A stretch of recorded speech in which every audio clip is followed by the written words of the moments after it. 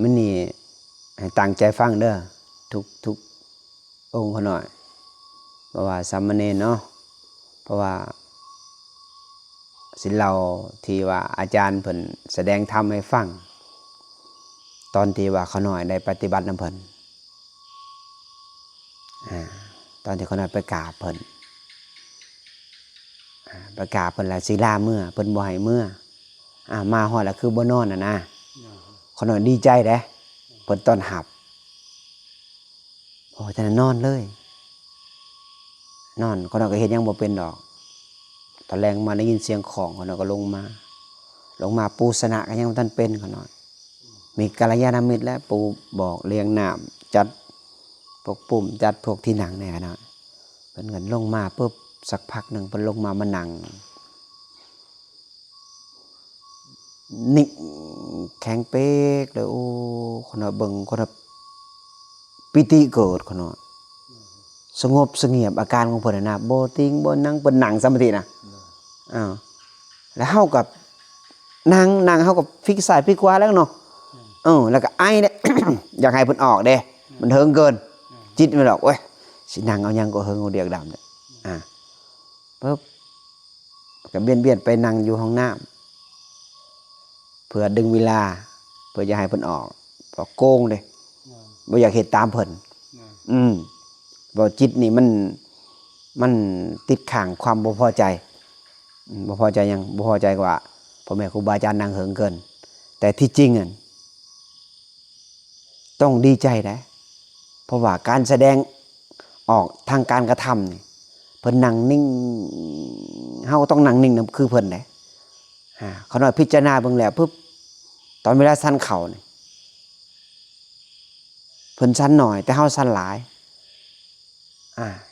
แล้วเวลานั่งสมาธิเวลาเฮ็ดเวียกเฮ็ดข้อวัดเพิ่นเอามือยุบขี้เหงื่อแต่เฮาเอาที่โกยเพิ่นล้างบาตรแบบนุ่มนวลแต่เฮาแบบล้างสะๆแล้วก็ทิ่มไปคนน้อยไปเห็นตัวหนึ่งแต่ว่าเฮาเอาเปรียบเพิ่นบ่เวลาเฮานั่งเพิ่นนั่งสมาธิเพิ่นนั่งเป็นชั่วโมงกว่าเพิ่นบ่ติงแต่เฮาไปหลักลี่ทางอื่นแถมเฮาไปรบกวนเพิ่นเสียงออกเสียงไอเสียงหย่างลุกไปมานั่งลุกไปอีกมานั่งอีกรบกวนนะให้เพิ่นออกจากสมาธิเฮารบกวนเพิ่นปุ๊บจิตของเฮาก็วนก็วายบ่สุขได้แต่คนที่สุขก็คือเพิ่นนั่งเวลาเป็นเทศธรรมะปุ๊บบัดนี้เพิ่นก็เว้าใส่เราได้ตำเขาหน่อยตามปุ๊บคือลิงถึงน้ำร้อนเนี่ยเพิ่นว่าจังซี่นะเป็นไผเด้ลิงถึงน้ำร้อนบอกให้กูแล้วสินะคงมันดินบ่ถอยเด้ดินแหละใจมันพุ่งซ่านได้เขาหน่อยมันหัวใจเต้นตึบตับมันเจ็บมันเวทนามันเกิดมันทุกข์เด้ทุกข์ทางเวทนาเด้มันปวดเด้เวลาดึงลมปุ๊บจิตมันไปเพ่งใส่ความเจ็บปวดอยากให้มันหายอยากชนะความเจ็บปวดพอมันบ่ชนะเป็นทุกข์เฮ็ดจังได๋ได้หาวิธีแก้แล้วบัดนี้แล้วไปเบิ่งเพิ่นเพิ่นคือนิ่งแท้แล้วขาน้อยมื้อหนึ่งปัญญามันเกิดมันบอกว่าถ้าเกิดเฮาบ่ยอมนี่นะเฮาสิไปต่อบ่ได้ในการภาวนาขาน้อยก็เลยยอมคำว่ายอมให้พ่อแม่ครูบาอาจารย์ติเตียนยอมให้พ่อแม่ครูบาอาจารย์ด่าว่ายอมให้พ่อแม่ครูบาอาจารย์สี่แนะปรณาไว้เพิ่นจังสอนได้เพิ่นสอนทุกอย่างถ้าบ่ปรณาเพิ่นบ่สอนเพิ่นญาติเป็นกรรมเขาดอกก็ยอมแต่นับปานนั้นปุ๊บหับบาตรล้างบาตรเสร็จตีนทูพื้นเอามือหบเฮ็ดทุกอย่างล้างห้องน้ำนี่เขาน้อยนี่บ่ได้ใส่ผ้าอะไรเขาน้อยใส่มือจกเลยโถส้วมของพระอาจารย์พระเถระ20 พรรษาขึ้นไปเอามือจกเลยล้างสะอาดแล้วก็ พื้นนี่ก็ล้างเมื่อถูแล้วก็เอาผ้าเสร็จให้เกลี้ยงสะอาดเขาหน่อยแล้วก็ศาลาก็ปัดกวาดถูกราบก่อนสิถูก็กราบก่อนเฮ็ดขอวัดนำกันทุกเสาร์นี่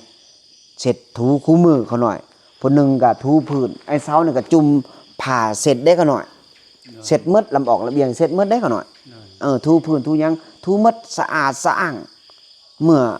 ญาติโยมเข้ามาหรือว่าไผนักภาวนาเข้ามาพื้นศาลานี่ก็สะอาดจิตเฮาก็โล่งมันปลอดโปร่งหน่อยเมื่อปลอดโปร่งแล้วจิตเฮาก็เวลาเฮานั่งสมาธิมันก็เกิดความว่างมันก็สงบเขาหน่อยถ้าเกิดว่ามุงที่ว่าอับเสามุงที่สกปรกหนังมันติดในจิตเขาหน่อยมันก็เลยพุ่งซ่านเขาหน่อยเขาหน่อยเลยเฮ็ดคอวัดนำเพิ่นแต่เมื่อนั้นมาเขาก็ติดคอวัดเพิ่นมาเมื่อไปบิณฑบาตก็แล่นไปนั่งทางหน้าเอาบาตรถวายเพิ่นบัดกลับมาก็เวลาคนใส่บาตรก็ขอโอกาสเขาหน่อยหยิบเครื่องออกจากบาตรเพิ่น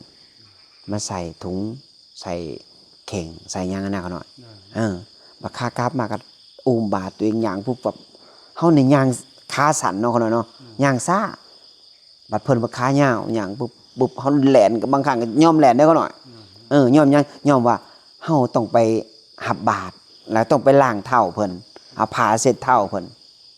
แล้วก็ไปจัดขาบาตรเนี่ยไว้มงเพิ่นนั่ง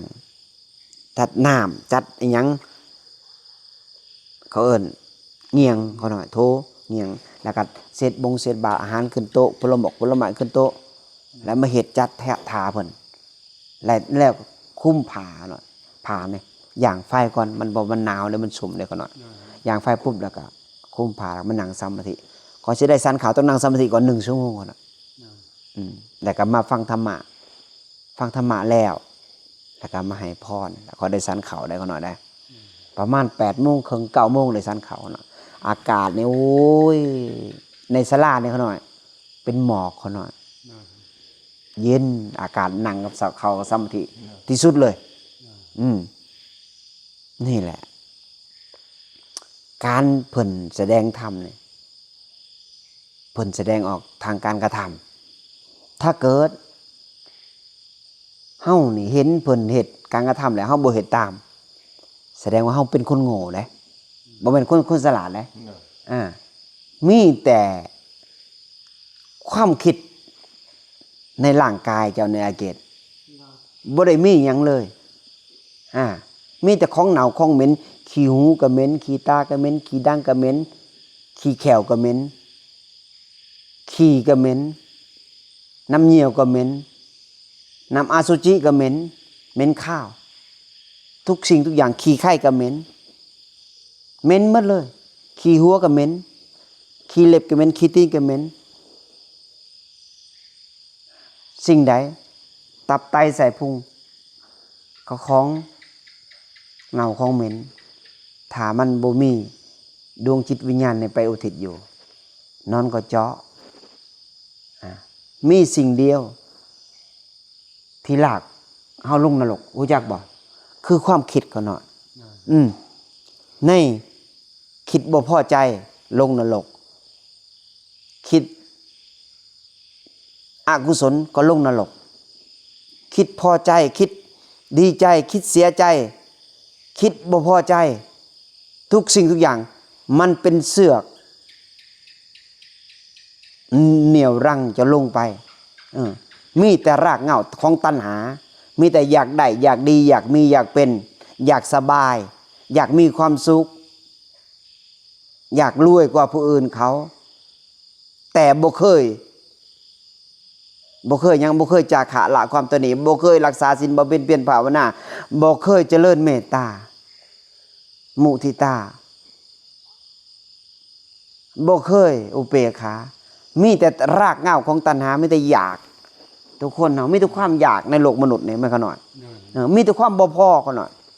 คำว่าพ่อนี่บ่มีบ่มีเลย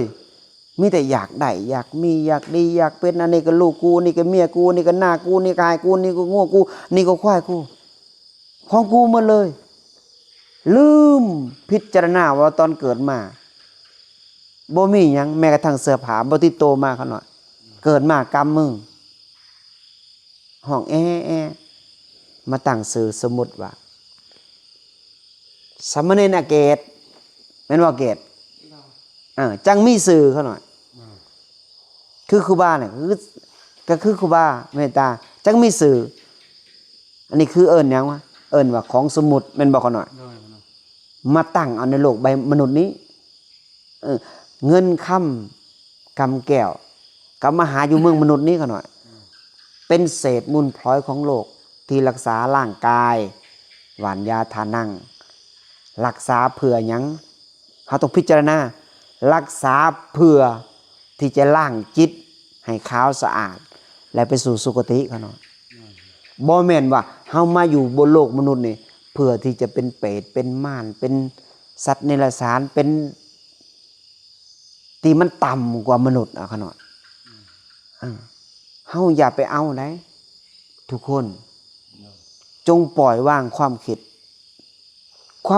นี่แหละสิเหตุให้เฮาเวียนว่ายตายเกิดในวัฏฏังสารยังวัฏฏะสังสารวัฏนี่ให้กลับเวียนว่ายตายเกิดอยู่นี่เขาหน่อยเฮาต้องปล่อยความคิดได้ความคิดถ้าเกิดมันคิดบ่พอใจมันคิดลังเลสงสัยอันนี้คืออวิชชาเขาหน่อยมันอันนี้คือนิวรณ์หาเขาหน่อยนิวรณ์คืออวิชชาที่เฮ็ดให้ปิดบังเฮาเฮ็ดให้เฮาบ่ฮู้เฮ็ดให้เฮาบ่ฮู้และเฮ็ดให้เฮามืดมนบอดอันนี้คืออวิชชาเขาหน่อยนิวรณ์นี่เพราะฉะนั้นเฮาต้องปล่อยความคิดได้ลองปล่อยแม่ความคิดมันคิดหยังเกิดขึ้นให้ฮู้ทันมันโอปล่อยมันไปปุ๊บมันสูงขึ้นได้เขาหน่อยสังเกตจิตดีๆเขาหน่อยถ้าเกิดปุ๊บปล่อยปุ๊บสักพักนึงมันหัวใจเต้นตึบตึบตึบตึบตึบตึบตึบออกห่อนวู้ทางหูเขาเห็นมันปุ๊บโอ้มันออกห่อนโอ้หัวใจมันเต้นสูดลมกันแห้งหน่อย3 บาทโอ้มันเย็นลงปุ๊บมันเบาวังสูงพิจารณาแล้วกันหน่อยโอ้ขาห่อนขาสั่นออกหูห่อนหัวใจเต้นย้อนยังย้อนบ่พอใจโอ้มันเกิดจากสิ่งนี้มันเป็นความทุกข์กันหน่อยมื้อหน้าอดอีกกันหน่อยอดเรื่อยๆอดต่อไปอดจนมันหมดแล้วมันสูงขึ้นแล้วมันจะโล่งปลอดโปร่งเลยกันหน่อยเปรียบกับเสมือนกับบ่มีหยังขอบนำเจ้าเลยจะอยู่กับความว่างคันจะอดดูกันหน่อยถ้าเกิดว่าเจ้าบ่พอใจปุ๊บสายตาเจ้าลังเลสงสัยนั่นคือนิวรณ์ละคือความคิดมาแทรกนำแล้วกันหน่อยความคิดแทรกปุ๊บจิตอาภัสสรต้องกลายเป็นคนเศร้ามองสายตาตกปุ๊บถ้าเกิดธาตุสีขนาดแตกสลายอบายเขาหน่อยในโลกใบนี้ถ้าลงอบายแล้วมันบ่มีโอกาสเลยเขาหน่อยเมื่อเขาเกิดมาเป็นคนแล้วมาสว่างเขาหน่อยไปสว่างบอกเขาหน่อยมันถึงจะบ่เสียสัตว์เกิดถ้ามาสว่างแล้วไปมืดเจ้าบ่สมควรเลยคือเจ้ามีราคะโทสะโมหะจะไปมืดแน่นอนจะมีแต่ราคะตัณหามีแต่อวิชชาครอบงำเจ้าถ้าเกิดมาย้อนยังแต่ว่าเกิดมาสว่างแล้วไปมืดย้อนยังเฮาเกิดมาเป็นคนแล้วเฮาบ่ยอมจากขาลาความตนี้บ่ยอมบำเพ็ญเพียรภาวนาบ่ยอมเปลี่ยนเอาอริยทรัพย์ติดโตไปเจ้าก็ไปมืดถ้าเกิดเจ้าเกิดมาเป็นคนแล้วเจ้าฮู้ว่าเจ้าจนเจ้าฮู้ว่าเจ้าบ่มีเจ้ายอมยังยอมสละความกติขี้เหนียวออกจากเนื้อจากโตยอมบำเพ็ญเพียรภาวนายอมรักษาศีลยอมปฏิบัติเพื่อออกจากความทุกข์นี้ไปเจ้าก็ไปสู่แสงสว่างกันหน่อยคันมาสว่างไปสว่างผู้นั้นประเสริฐถ้ามาสว่างแล้วไปมืดผู้นั้นอับเฉากันหน่อยเพราะฉะนั้นเฮาจงมีสติปัญญาได้ทุกคนอย่าไปติดในความคิดอย่าไปติดในรากเหง้าของตัณหาอย่าไปติดในกามทุกสิ่งทุกอย่างในโลกใบนี้บ่มีหยังให้เจ้าเอามีแต่ความทุกข์มีแต่ความเวียนว่ายตายเกิด ในโลกใบนี้ในสังสารวัฏนี่ย้อนหยังย้อนความคิดย้อนความจำย้อนสัญญาที่หลงเหลือในจิตมันเหลือสิ่งหนึ่งมันก็ต้องติดเขาหน่อยต้องล่างคักๆได้ด้วยอานาปานสติเบิ่งลมเบิ่งจิตเบิ่งความคิดเบิ่งจอบมันอยู่หั่น นี่เฮาปฏิบัติธรรมนี่แก่นธรรมแท้ๆคือจอบเบิ่งจิตทุกอริยบททุกก้าวอย่างจอบเบิ่งถ้าจิตผู้ใดเห็นดุเห็นความเกิดดับดุเห็นมันอยู่หั่นเดี๋ยวมันจะใสขึ้นถ้าผู้ใดบ่เห็นมันนะมันอยากหายก็เฮ็ดหายให้มันบ่พอใจก็บ่พอใจให้มันคิดอกุศลก็ไปคิดตามมันจิตเจ้าเศร้าหมองบ่ว่าเกิดชาติใดทุกภพทุกชาติเจ้าสิเศร้าหมองตลอดเลยตัวนี้แหละเฮาต้องมีสติปัญญาเฮาต้องออกจากสิ่งนี้ให้มันได้ถ้าผู้ใดออกจากสิ่งนี้ได้นะชาตินี้รับรองว่าเจ้าเป็นอิสระเข้าสู่ธรรมชาติแน่นอนธรรมชาติเป็นของว่างเปล่าเป็นของที่บ่มีหยังเป็นของอนัตตาเป็นของว่างเปล่าเกิดดับเกิดปุ๊บดับปั๊บอนัตตาปั๊บเลยถ้าเกิดปุ๊บจะยึดไปต่อจะคิดไปต่อแสดงว่าทุกครั้งแหละก็เนาะอนิจจังทุกครั้งอนัตตาให้ฮู้จักอนิจจังให้ฮู้จักอนัตตาไอ้ทุกครั้งปล่อยมันไปไม่ต้องไปเอามันย้อนยังไปยึดมันก็จะถูกเด็กเขาหน่อยทุกคนเลยนะยึดทุกสิ่งทุกอย่างนี่ตราเงาของตัณหาเขาหน่อยปล่อยมันไปเอาอนิจจังของบ่เที่ยงฮู้ว่าโอ้ความคิดเกิดขึ้นมันบ่เที่ยงเดี๋ยวมันก็ดับไปน่ะอนัตตาเลยเด็กเขาหน่อยทุกครั้งนี่ปล่อยเขาหน่อยบ่แม่นของตัวตนของเฮาในร่างกายแท้ๆของเฮายังบ่แม่นเลยแม่นบ่แล้วเขาสิเอาหยังโลกไปนี่ร่างกายแท้ๆยามมันหนาวตูมประโคมให้มันเขาหน่อยยามมันร้อนอาบน้ำให้มันยามมันง่วงนอนก็ไปนอนให้มันยามมันหิวก็สันให้มันแล้วเวลามันสิไปเด้มันบอกจะบ่ว่าเขาน้อยสิตายมื้ออื่นเด้อบอกบ่บอกเนาะย้อนยังย้อนว่ามันบ่แม่นของเฮามันเป็นของเปรียบเสมือนกับเหือที่เฮาใส่มันหัวเฮาก็ปะเขาหน่อยมันเพพังเฮาก็ซ้อมคือหวานยาทานั่งเนี่ยซ้อมให้มันเมื่อมันไปฮอดฝั่งแล้วเฮาก็ต้องสละเพราะของนี่ของหยาบเด้เขาหน่อยมันเอาไปนำบ่ได้มันของหยาบจิตมันของว่างเปล่าเป็นของอนัตตากันหน่อยถ้าเจ้ามีสิ่งใดสิ่งหนึ่งมันไปบ่ได้กันหน่อยคือข่าวสารนี่ง่ายๆนึงกันหน่อยข่าวสมาธินี่ปุ๊บดิ่งขึ้นแต่เกิดมีความคิดมันดิ่งออกเลยกันหน่อยจะพกของความจำเป็นนำอนัตตาจะบ่หับคนมีความจำนี่คือข่าวสารถ้ามีความคิดแสดงโบแมนซ่านกันหน่อยนี่แหละง่ายๆนึงกันหน่อยเฮาพิจารณาตัวนี้คันจะเข้าคันไปสู่ความว่างเปล่าเฮาต้องบ่มีความคิดกันหน่อยข่าวสารกับเข้าสู่ความว่างเปล่าอันเดียวกันกันหน่อยแต่ว่าอันนี้เกิดจากคนพิจารณาบ่แลว่าเรื่องอื่นคนน่ะบ่ฮู้อันนี้คนน่ะคิดว่าคนน่ะพิจารณาหรือแล้วว่าคนน่ะข่าวสารนี่ตอนที่คนน่ะข่าวสารนี่คนน่ะดับไปแล้วคนดิ่งขึ้นเทิงนี่คนน่ะคิดเห็นโยมแม่มันดีดออกเลยกันหน่อยคือเห็นบุญตรงแม่นบ่ได้จะดีจะหายบ่เอาเลยกันหน่อยดีดออกเลยดีดออกปุ๊บโอ้ข่าวสารเนี่ยบ่มีความคิดคนน่ะเข้าฮอด7ชั่วโมงบ่มีความคิดมันอิ่มมันออกมาถ้ามีความคิดมันดีดเลยกันหน่อยอันนี้คือกันอนัตตาเนี่ยก็บ่มีหยังถ้ามีความจำบ่แม่นอนัตตามีคือบ่แม่นอนัตตาเขาหน่อยจะบ่มีหยังเลยเขาหน่อยนี่แหละว่าจะว่าล้างให้หมดในศาสตร์นี่ถือว่าอยู่ศูนย์ขนาดเนาะศูนย์เลขศูนย์มีความหมายบ่บางอย่างเนี่ยมีก็มีบ่มีก็บ่มีแม่นมันต้องบ่มีเขาหน่อยบ่มีความหมายมันจะบ่มีน้ำหนักถ้ามีความหมายแสดงว่ามีน้ำหนักเขาหน่อยคือบ่มีตัวบ่มีตนบ่มีราคะบ่มีโทสะบ่มีโมหะบ่มีความโลภบ่มีความหลงบ่มีความอาฆาตพยาบาทบ่มีความเบียดเบียนมีแต่อนัตตามีแต่ความว่างเปล่าเขาหน่อยศูนย์เลยเมตตากรุณามุทิตาก็ต้องเมิดไปเขาหน่อยทุกสิ่งทุกอย่างก็ต้องเมิดได้เขาหน่อยเมื่อมันฮอดเส้นทางตัวนี้แล้วเขาหน่อยแต่เฮาต้องให้มันร่วมอยู่ตลอด นี่คือกำลังของสมถะเฮานี่นั่งยามใดนี่ต้องมีเพ่งให้มันแข็งตลอดได้ขนาดเพื่อยังเพื่อเป็นกำลังขนาดเห็นบ่เฮาย่างไปใช้ต้องใส่กำลังเป็นบ่ขนาดย่างตัวโดงต้องใส่กำลังอันนี้คือการกำลังของสมถะนี่เฮาต้องใส่กำลังเพื่อที่จะไปโยนความคิดถิ่มโยนความอันนั้นปรุงแต่งถิ่มขนาดโยนถิ่มพวกอกุศลขนาดถ้าเฮาบ่มีกำลังมันก็โยนบ่ได้มันติดตัวเฮาย้อนหยังย้อนเฮายึดเด้ขนาดยึดแล้วก็เศร้ามองเห็นว่าครูบาแดงยึดเศร้าคันเราปล่อยวางนี่ยิ้มเปิ่นเมื่อใดเราปล่อยวางตัวนี้ได้ขนาดเพราะฉะนั้นเขาน้อยเราสู่กันฟังนี่เพื่อยังแต่ละมื้อเนี่ยเขาน้อยบ่ได้จมเรื่องอื่นแต่เรื่องความคิดล้วนๆเขาน้อยโจมตีนี่พญามารนี่คือความคิดโจมตีมันอย่างเดียวให้ปล่อยเรื่องความคิดนี่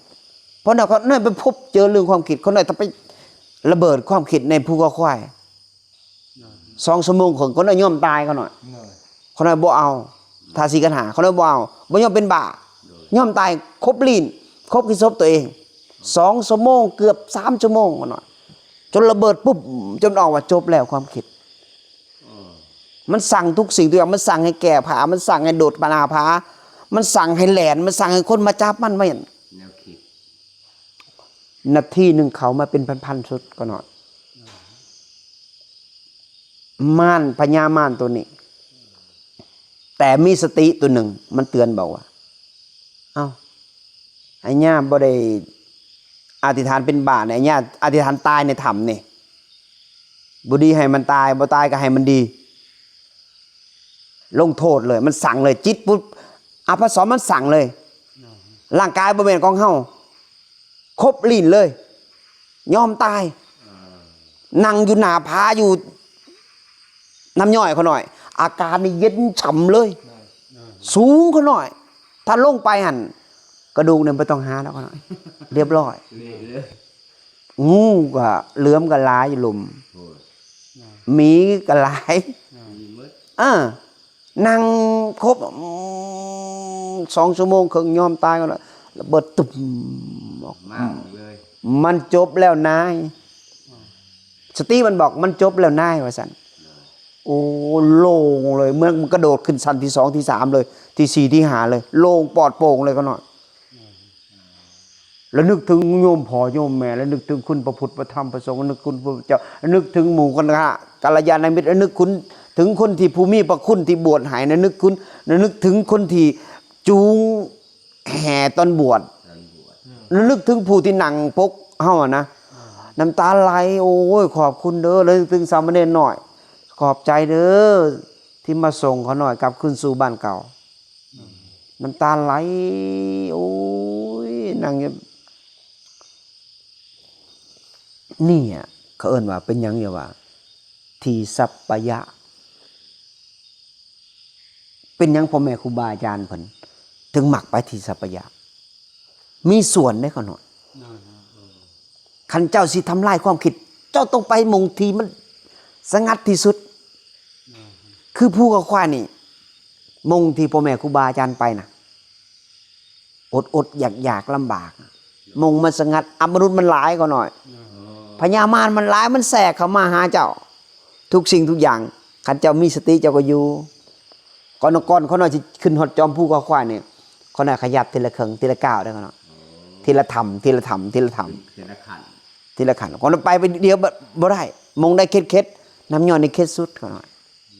เพราะว่ามันมีพวกเหล็กไหลพวกยังหลายสิ่งหลายอย่างมนุษย์ก็หน่อย1มากาแฟก็หน่อยบริษัท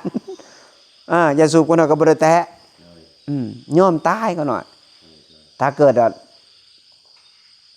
มื้อนั้นถ้าก็หน่อยตัดสติเขาหน่อยบ่เกิดเขาหน่อยก็บ่ได้มานั่งอยู่ตรงนี้เขาหน่อยเขาหน่อยเป็นบาปไปแล้วหรือว่าเรียบร้อยลงภูเขาไปแล้วเขาหน่อยยอมเลยมอบกายถวายชีวิตไผอยากเจอสมาธิไผอยากทำลายความคิดยอมตายครับเอาชีวิตเป็นเดิมพันในชาตินี้เอาลมหายใจเป็นเครื่องเดิมพันยอมตายเด็ดเดี่ยวเจ้าจังสิพอของจริงเนาะเพราะฉะนั้นครูบาขอเป็นกำลังใจให้ทุกองค์เด้อ ขอให้เจอสัจจะความจริงเนาะสาธุ